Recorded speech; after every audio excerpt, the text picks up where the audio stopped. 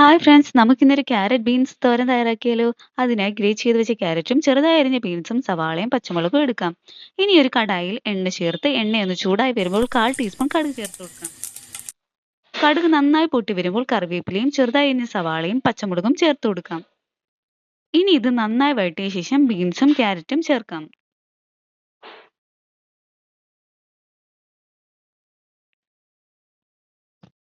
ഇനി ഇതിലേക്ക് ആവശ്യത്തിന് ഉപ്പ് കൂടെ ചേർത്ത് നന്നായി വഴറ്റി കൊടുക്കാം.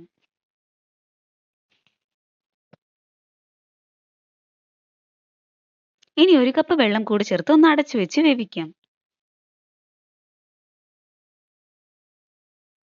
വെള്ളമൊക്കെ വറ്റി പച്ചക്കറിയെല്ലാം വെന്ത് വരുന്ന ടൈമിൽ നമുക്ക് അരപ്പ് തയ്യാറാക്കാം. അതിനായി അരമുറി ചിരകിയ നാളികേരത്തിലേക്ക് 1/4 ടീസ്പൂൺ മഞ്ഞൾപ്പൊടി, 1/4 ടീസ്പൂൺ ജീരകവും ഉപ്പും ചേർത്ത് നന്നായി അരച്ചെടുത്ത് ഇതിലേക്ക് ചേർത്ത് കൊടുക്കാം.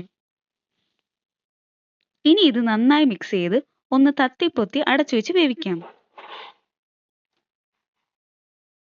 അപ്പോൾ ഇത്രയേ ഉള്ളൂ, നമ്മുടെ ക്യാരറ്റ് ബീൻസ് തോരൻ റെഡി.